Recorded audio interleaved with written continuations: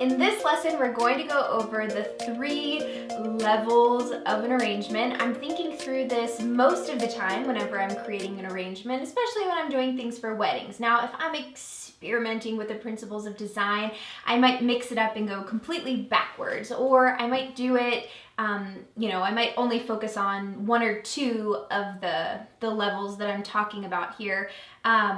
Because each level corresponds with balance is the first part, movement is the second, and then rest is the third.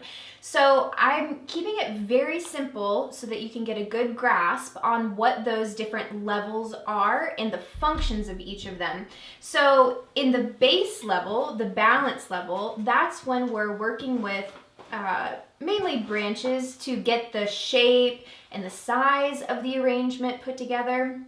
In this section, we're thinking about things like proportions, and we want to make sure that physically the arrangement is balanced. We want to make sure that visually the arrangement is balanced. So as we're thinking about it, it's kind of like if you split the arrangement into these 2 halves, we want to make sure that it's just as heavy on this side as it is on this. So when we're thinking through adding foliage to the arrangement, I'm going to do the standard triangular shaped arrangement for this demonstration. You could do something similar where I'm going to be going in a tripod here, and you could do something similar if you're doing a more rounded, more tailored type of arrangement where you're going to have here, here, and here all the same lengths coming out, so that whenever you would split it down the middle, here I'll just do that real quick and then I'm going to pull these out and we'll keep moving ahead with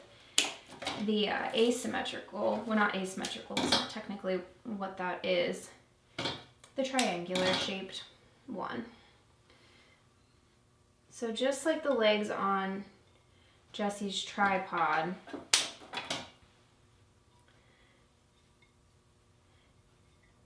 it's these 3 pieces. So if you take your thing, you come down the middle, you slice, you've got the same on this side that you do on this side. Now, why the triangular ones are a little bit harder is because you've got to get the balance just right on these pieces that are going in.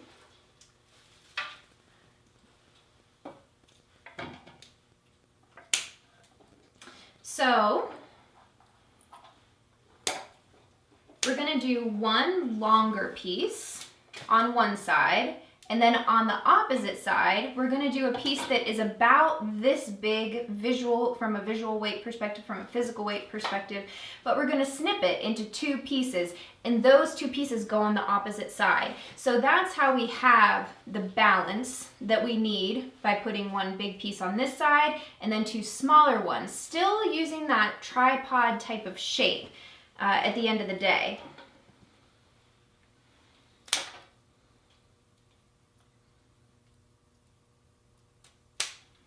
I'm using a flower frog today, and whenever you're using those with branches, it can be helpful to snip up and make it like a nail, because that nail will easily poke right into your flower frog. And the other thing about flower frogs that you want to keep in mind is that it's important to keep all of your stems around the outside of the frog, then move into the inside of the frog. Let's find the right piece.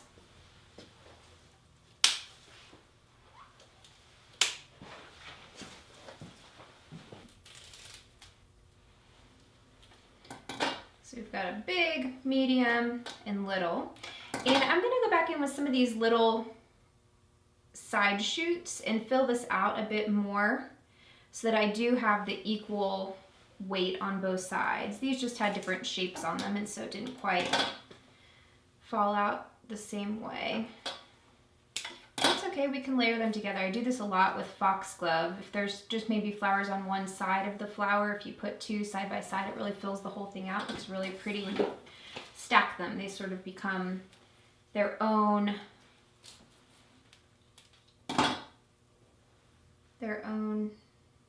flower. There's just like one. They work together.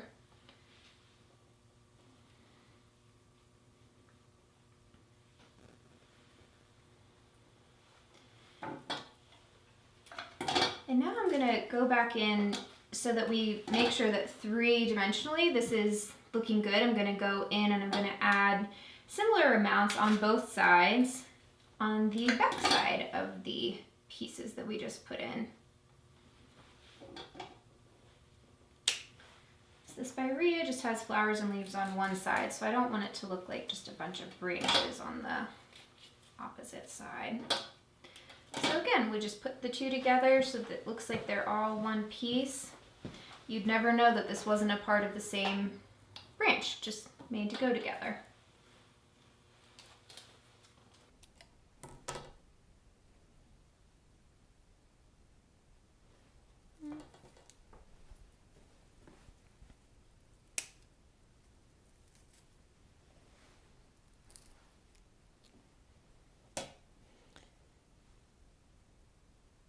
Something I've noticed a lot in photos, and this is a little bit of a side shoot, but just came to my mind here as I was looking at these flowers.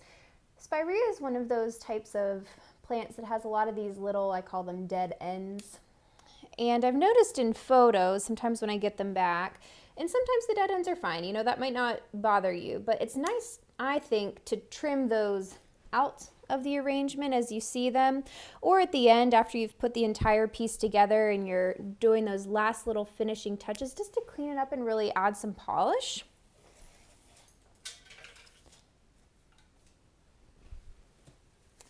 Now I'm going to go around just one more time. I want to add a little bit more base material to this. Since we are just using 3 ingredients, I need to make sure that this has a nice coverage to it before we launch into our next piece. Something that in this base level a lot of times that I'll do is maybe if I had like a hydrangea or something like that, I would put it right in here. Something that's branching and that will support other flowers as they're coming up out of the arrangement. But if we manipulate these spirea stems, we can get a similar type of effect by clipping them down and just using these small pieces like this. See how we can put them in here and we can start covering the mechanics of the arrangement.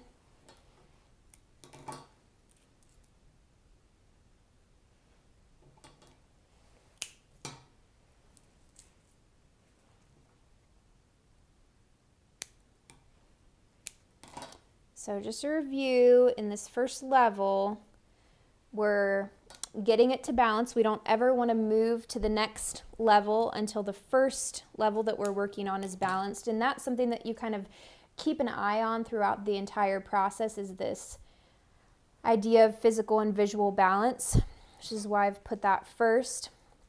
But in this layer, you're establishing the shape and the size, and you're covering these mechanics.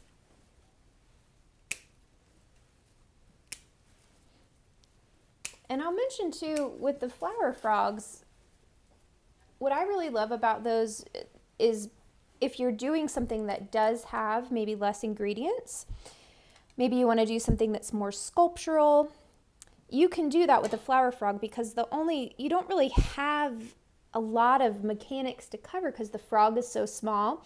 So it's not like you have chicken wire in here, flower foam, that you really do have to layer a lot of flowers in there just to cover up those mechanics. So you can use less flowers in arrangements where you use the flower frog as your base.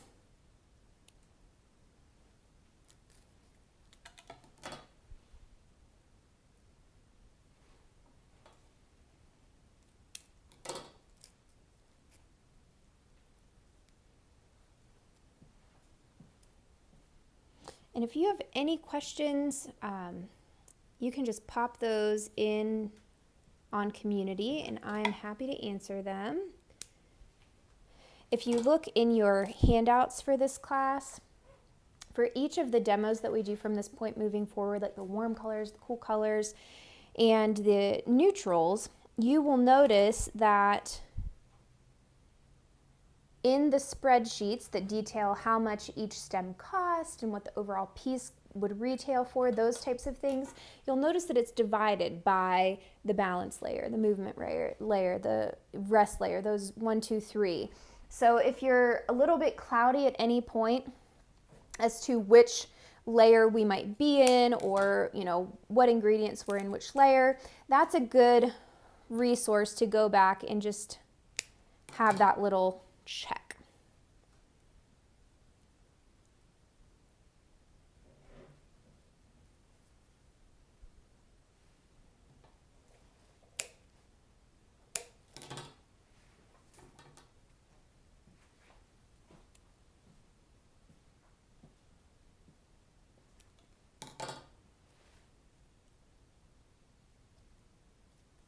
So now in the flower frog, I'm moving in. So I was around the whole sides. Now I'm moving my stems in.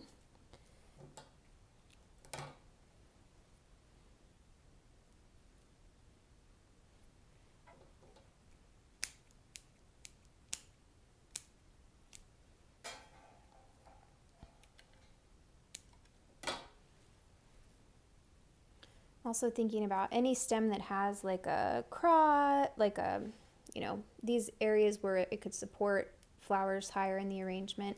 Just clipping those and putting them in here nice and low.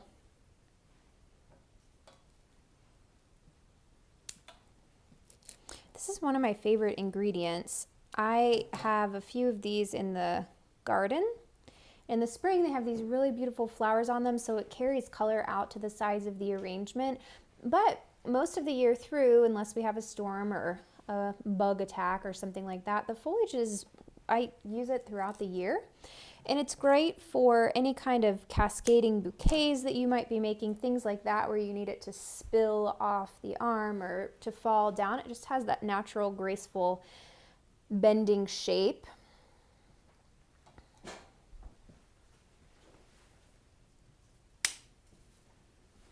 So if you are thinking about adding some woody perennials to your garden, this would be on my list for you.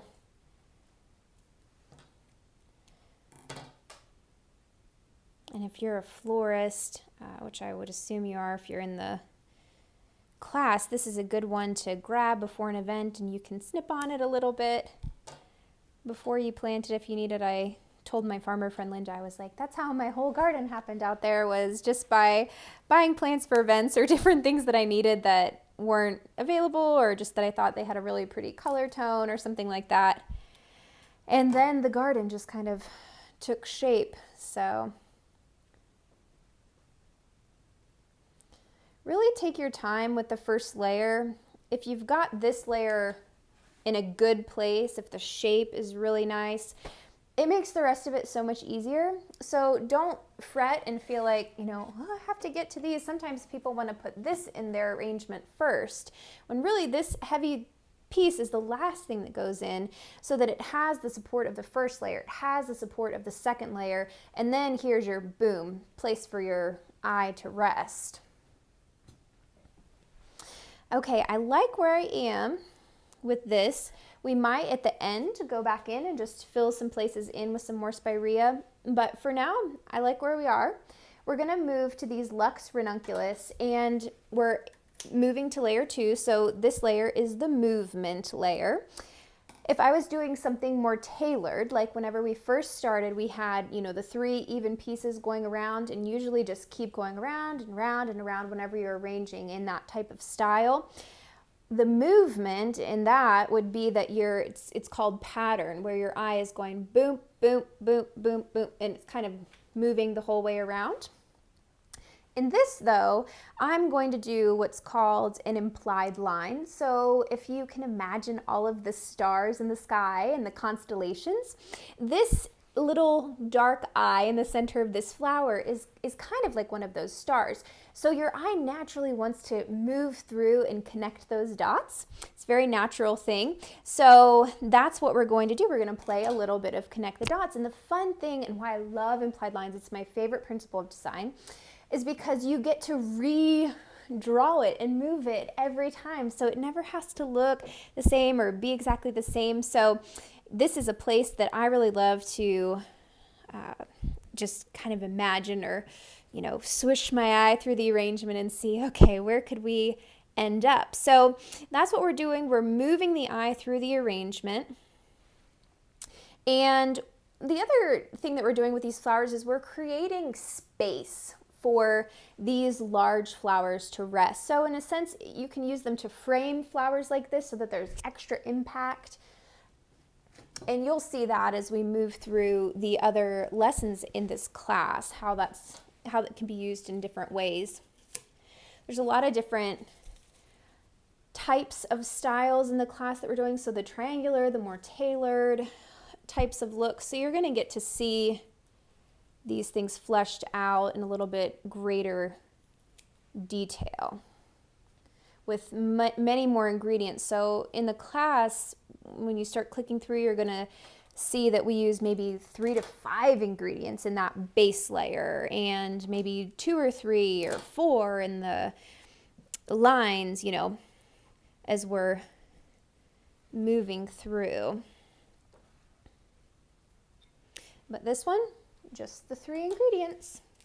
Keep it simple so we can see these key points before we get to working with them.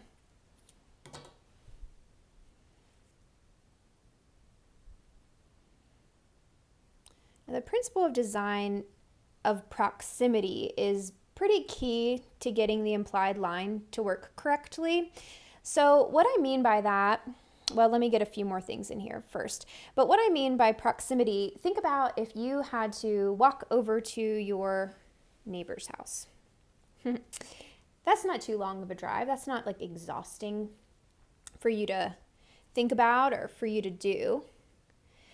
But when you have to walk the whole way, if you're like me, down to the grocery store that's a mile and then carry your bags back, well, that's a little bit more of a stretch.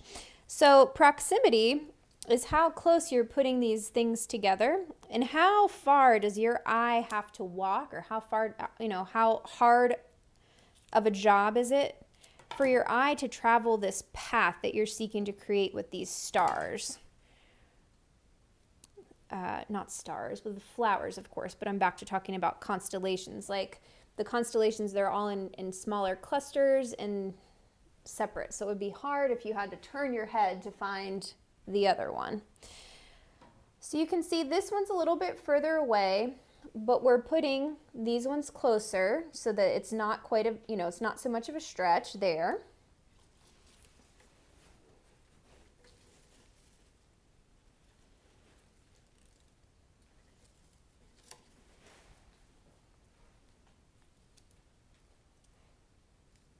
And I'll just mention, a lot of times when I have sprays, I clip just so I have a little bit more control over how they fall in the arrangement. I find that to be really helpful.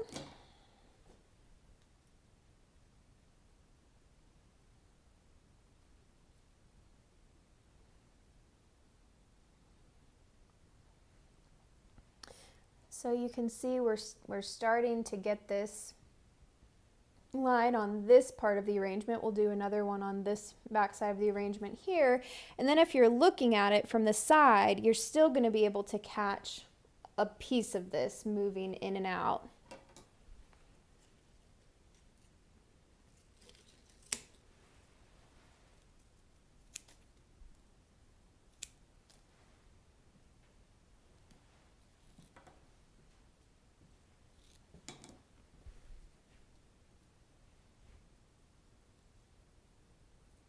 I'm just going to grab the opposite side.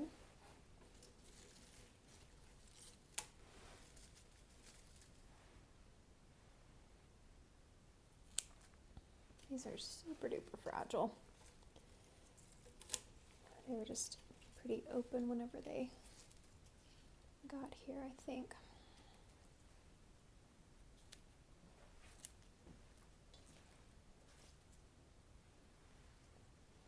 See how pretty this one is, just naturally curving in this way? This would be great to put in a place that needs a little bit of a natural curve, like right back here. You can zoom in, you can see how this has a natural curve and how this line is following it. So we're going to put it back in there, very intentionally match up those lines.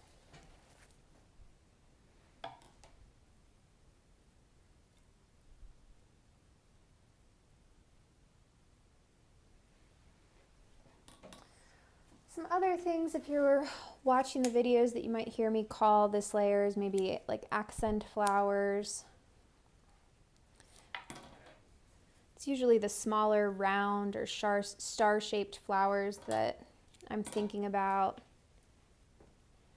Things with a strong center make great line flowers, but they also make great focal points too. It just depends how large the flower is.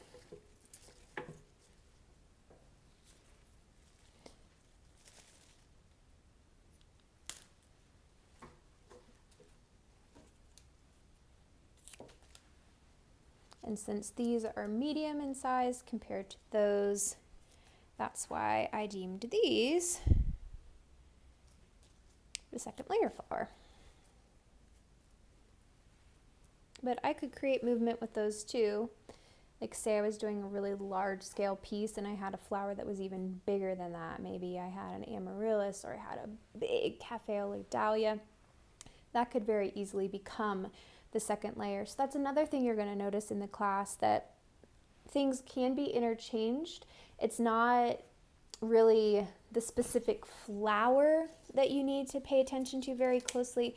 It's the purpose that the flower is fulfilling in the arrangement. That's the important part.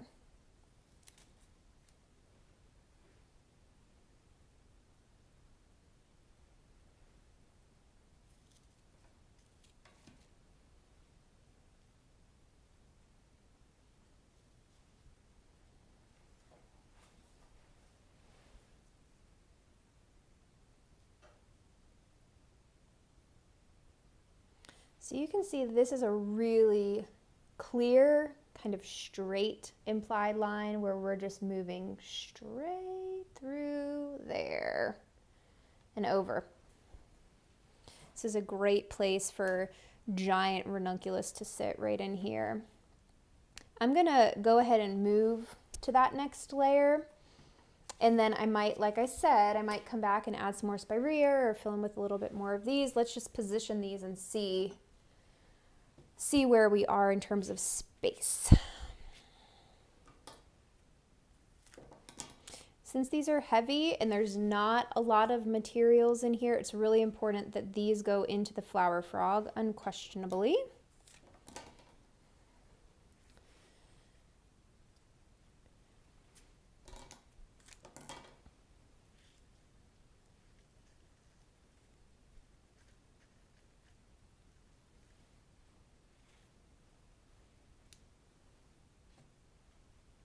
And when I'm thinking about focal points, this rest layer, a lot of times I'll put the largest flower at the bottom because it's visually the heaviest. So it feels good whenever it's anchored there low in the arrangement. And I'll put one that's like just a little bit bigger above it, maybe coming out a little bit further. But you can absolutely, just depending on the overall look of what you're going for, a lot of times for centerpieces, for weddings, this is the way I'll do focal point. But you can do a large flower, you know, up tall as well.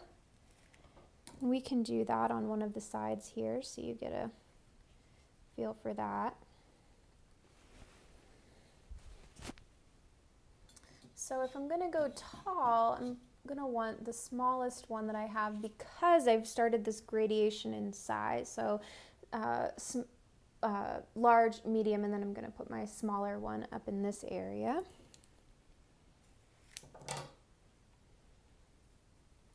And also, this is creating a little bit of an implied line. Again, it goes back to sort of my natural, what my eye loves to see, that principle of design that really stands out to me of implied line.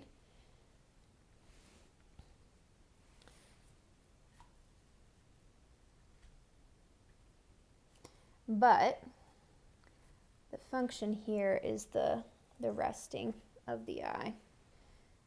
But just because of how we're arranging, it's naturally coming out that way. Now, what I'm not super excited about, if you kind of get a close-up of this area, these stems on the ranunculus, sometimes they're a little bit more loosey-goosey like these ones, but this is a super straight up and down stem.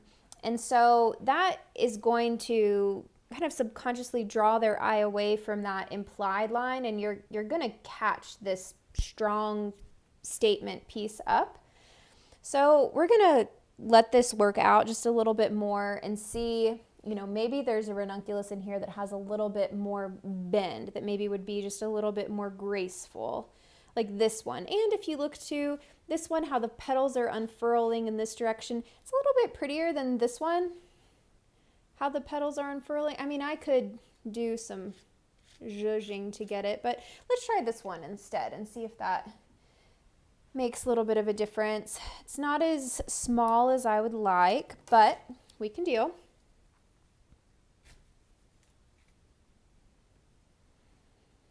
So I think if we add just a few more of these little guys to cover up that strong stem, you see what a difference that makes whenever you've got nothing there, and then whenever you cover, I call it the naked stem.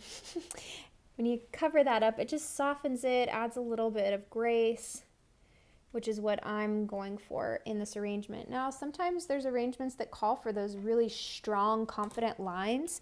This just isn't one of them. For me, that's not what I'm going for.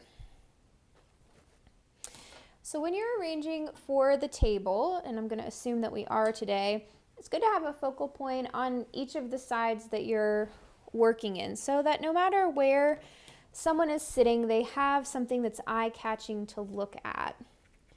So we're going to add a focal point here on the side. And then on this side, we're going to play off this one and have this be a focal point. Let's get it in there and see how it looks and then assess. The great thing about flower arranging is that when you put something in, it's never permanent. You can always adjust it. If you're looking at it and you feel like, oh, something isn't quite right here, you can just move it to a spot that you feel like is better. So don't be afraid to try.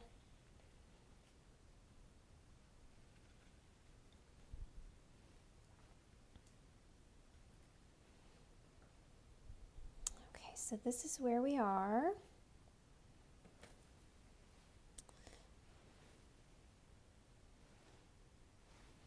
Okay. So I was thinking about adding another ranunculus down here, but I want it to feel airy, and this makes it feel a little bit heavier. So matter of preference, I'm going to pull that out, and I'm going to start filling back in with some of that spirea and these little ranunculus pieces.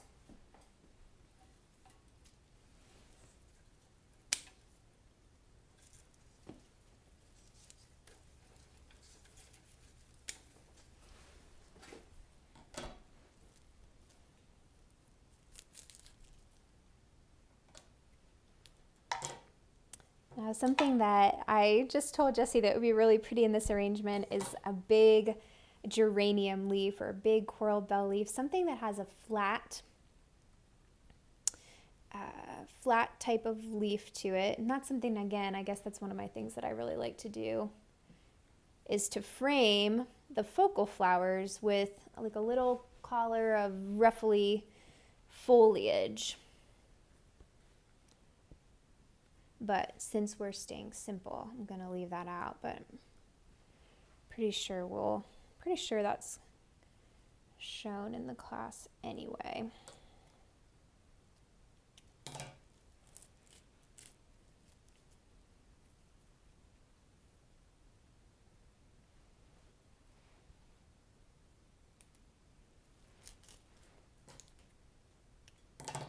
So all of the flowers in this arrangement are pretty expensive, but you can see how if you can step back and resist the temptation to have 13, 14, 15 ingredients in an arrangement, which you'll see later on in the class, how you can use some really big, expensive types of ingredients and get a similar result.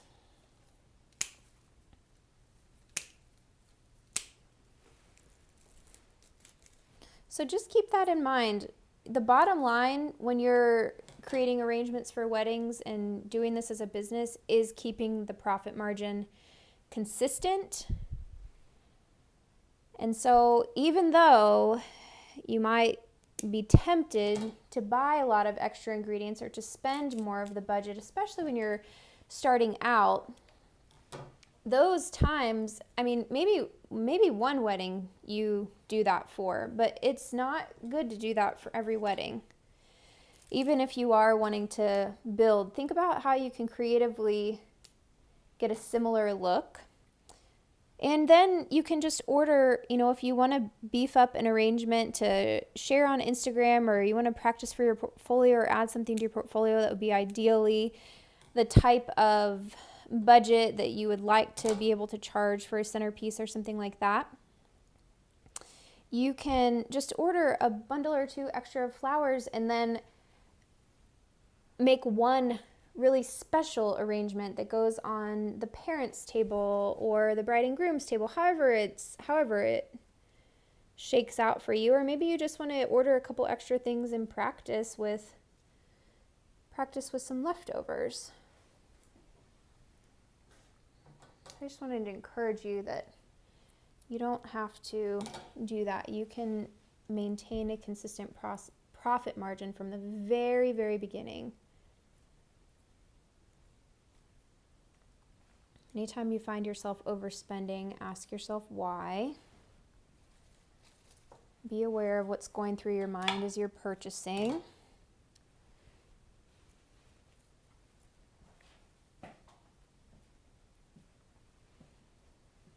A lot of times we purchase out of feeling insecure about, like, we're not quite sure if we'll have enough, or we're not sure if we pick the right things. And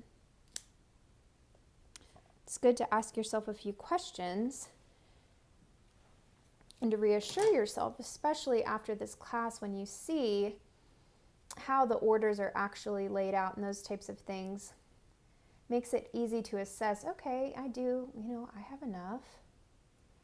And I always have, it doesn't go away, like still to this day when the flowers initially come in and when they came in for doing this arrangement and some other videos that I was making, it's like you open up the box and you're like, that's not very much, or like, am I gonna have enough? You know, that's just a thing that's there. But if you've done the math and you have it,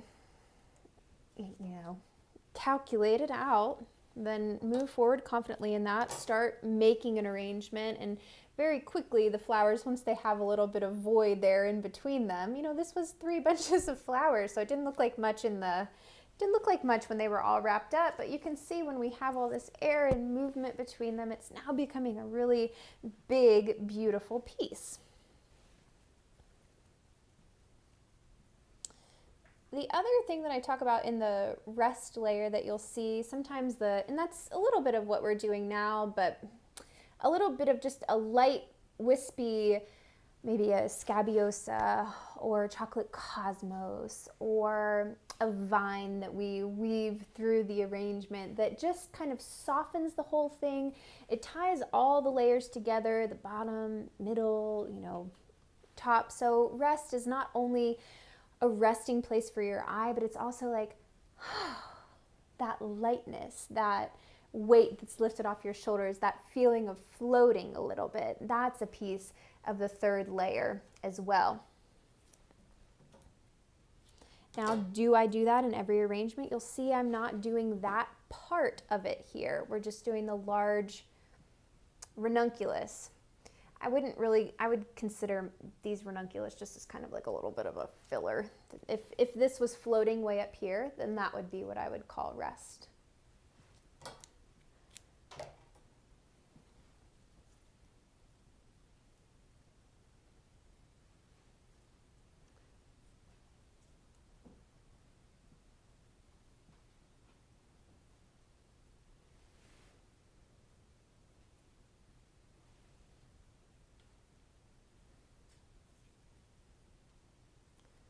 Yep, that's all we're doing. We're just filling in.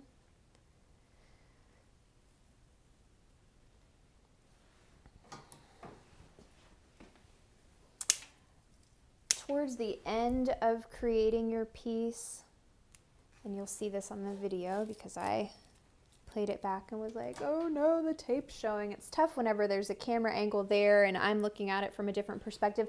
I like to arrange sitting down at a similar level that I would be at if I was a guest sitting at the table. And so in some of the videos, you're gonna see that I missed covering up my tape really well or something like that. So at the end, whenever you have your piece finished and put together, you can do a little sit back, look at it from all the angles, do some twirling, make sure that you've got all of those bases covered.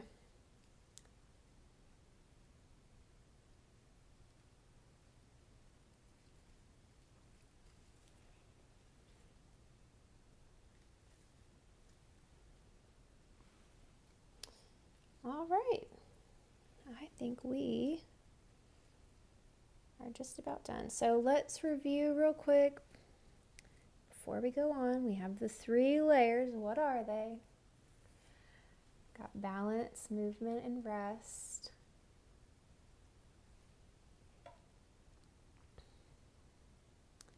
In balance, we want to make sure that we're having physical balance and visual balance. We're wanting to establish the shape and the size of the arrangement. We're wanting to cover the mechanics of the arrangement.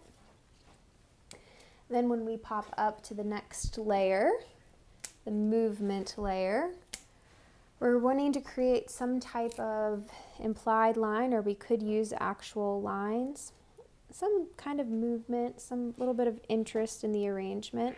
Might even be through movement and color. There's all kinds of ways you can do it. Those are in the Principles of Design class where we talk about all the different ways that you can get balance and that you can use movement in your arrangements instead of implied line is just one of the many ways to get movement. And then we have rest, that focal point, that large flower that gives our eye a place to take a break. And it can also, if we had that last ingredient, that little floaty flower high in the arrangement, and we can put one of these ranunculus in there, I suppose. That would function in a similar way. So in this arrangement, you can see how the Lux ranunculus can function both as implied line and then also as rest high in the arrangement. So when you're deciding what you're going to put high in the arrangement, looking for something that has a fun little shape is nice. So you can look through all your flowers that you have and find the one that just has that perfect bend. These can actually change a lot about an arrangement quickly.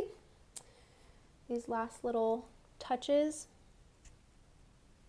So let's add that in and see how that's affected our balance. See, to me this arrangement doesn't really, I don't think it needs this. I mean, maybe we could take this tall piece off and see.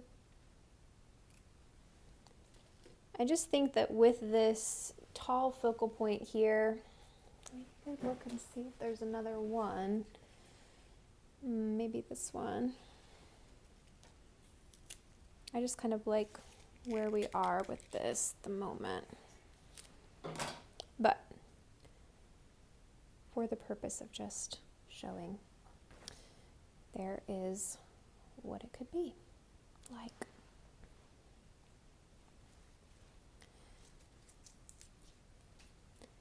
Okay, one more little fill back here, and we are all done. Excited to see you in the rest of the class. And again, if you have any questions at all, I am available to you on community. You can just click below your class and ask any questions. I'm happy to chime in and answer them. All right, we'll see you soon.